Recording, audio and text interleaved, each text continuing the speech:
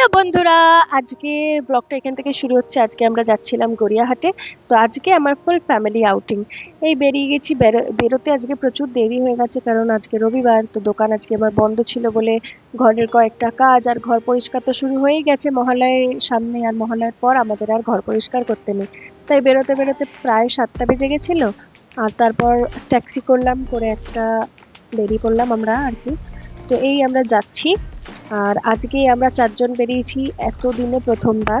মানে আমরা আগে পুজোর শপিং 4জন একসাথেই যেতাম, এখন সময়ের অভাবে কেউই যেতে পারি না। আর এই পৌঁছে গেছি গড়িয়াহাটে। গিয়েই সবার আগে যেটা চোখে পড়লো যে গড়িয়াহাটে ভীষণ ভিড়। সিটি স্টাইল থেকে বেরিয়ে এটা এসে দাঁড়িয়েছিলাম। সিটি স্টাইলে এতই ভিড় যে ঢুকেই বেরিয়ে গেছি। তারপর চলে গেলাম সবার আগে পর্দা কিনতে। তো পর্দা না, চাদর। চাদর কিনতে গেলাম। এটা হচ্ছে মেঘা স্টোরটার নাম। এখান থেকেই প্রত্যেকবার আমরা চাদর কিনি। আর দুখানা চাদর কিনে নিলাম। ওই একটা অরেঞ্জ যেটা প্যাক হচ্ছে, আর একটা এখানে রাখা রয়েছে। দুটো চাদর কিনে নিয়েছি আর কিনে বেরিয়ে পড়েছি। এবার বেরিয়ে খুঁজতে হবে যে জামা কাপড়, কিন্তু তার আগে আমার গোপুর জামা কাপড় তো কেনা দরকার। তো গোপুর জন্য আগে পুজোর দুটো জামা, এই যে লাল রঙের জামাটা দেখছেন, এইটারই নীল রঙের একটা আছে, ওইটা কিনেছি। আর এই একটা সুতির জামা কিনেছি। আরও কেনা হবে, তবে ওটা বাড়ির সামনে দিয়ে আমি কিনে নেবো। আপাতত এই দুটোই। আর তারপর দাদা চলে গেল দাদার জন্য কুর্তা দেখতে। তো এখানে অনেক সুন্দর সুন্দর সুতির কুর্তার কালেকশন ছিল। আর আমার আর দাদার সব থেকে বেশি ভালো লাগছিল এই কুর্তাটা, যেটা এখন দেখাচ্ছি, লাল আর হলুদের মধ্যে। ওইটাই দাদা নিয়েছে আলটিমেটলি। তো তারপর কয়েকটা কুর্তা অপশন দেখার পর আমরা ওই কুর্তাটাই নিয়েছি। আর এইখানে ঘেমে অবস্থা খারাপ, মায়ের কেন সবারই, এত গরম ছিল। এই যে দেখুন, এই কুর্তাটা সামনে থেকে কেমন লাগছে। আমার তো ভীষণ সুন্দর লেগেছে এইটা। এই এই একই কুর্তা, এই ব্লু কালারেরটাও কেনা হয়েছে, ওটা বাবার জন্য। আর তারপর আমি আর দাদা একটু অপেক্ষা করছিলাম, মা বাপি পিছনে আটকে গেছে, তাই আর ভীষণ গরম।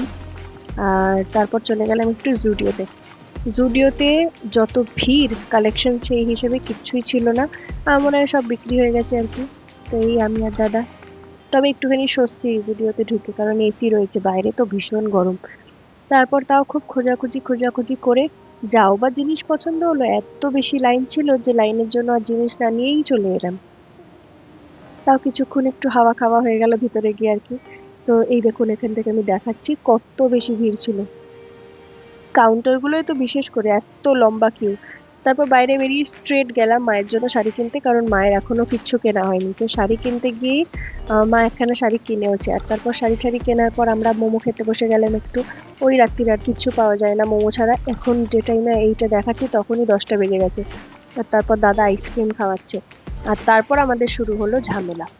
তো আগে আইসক্রিম খেয়ে গিয়ে আমরা ঢুকেছিলাম হচ্ছে শ্রীলেদার্সে। শ্রীলেদার্সের আরেকটা যেটা ব্রাঞ্চ আছে, হাউস অফ এসএল, ওতে মায়ের জুতো ছিঁড়ে গেছে। তো এই চলতে চলতেই মায়ের জুতোটা ছিঁড়ে গেছিলো। তারপর আমাদের যেতে হলো হাউস অফ এসএলে। ওখানে গিয়ে একখানা জুতো কিনেছি মায়ের জন্য। এই যে মা এখানে বসে আছে খালি পায়ে, কারণ জুতোটা ছিঁড়ে গেছে। তারপর গিয়ে একটা স্লিপার কিনলাম, ভেবেছিলাম ভালোই একটা জুতো কিনবো, তবে অত ভালো লাগেনি বলে একখানা স্লিপার কিনে নিলাম। আর এই আমাদের শপিং ডান হয়ে গেছে। আর মা তো নতুন জুতোটা পরেও নিয়েছে, এই যে মায়ের নতুন জুতো। আর তারপর আমরা বসেই আছি। ক্যাব দাদা বুক করেছে, ক্যাব আর আসছে না। আমরা প্রায় ক্যাব পেয়েছি তখন বাজে 11:45। আমরা সবাই রাস্তার ওপরেই বসে, গড়িয়াহাট পুরো ফাঁকা হয়ে গেছে। আর তারপরে ফাইনালি আমাদের ক্যাবটা এলো অনেক সময় পর। বাড়ি পৌঁছাতে পৌঁছাতে কালকে 11:30 বেজে গেছিলো। ব্যাস এইভাবেই আমাদের গড়িয়াহাট ভ্রমণটা সম্পন্ন হলো। আবার পরের ব্লগ দেখার জন্য আমার চ্যানেলটা সাবস্ক্রাইব করে নেবেন, আর আমার এই ভিডিওটাকে লাইক করে দেবেন, আর জানাবেন যে আপনাদের কী ধরনের ভিডিও চাই। আবার পরের দিন দেখা হবে। টাটা।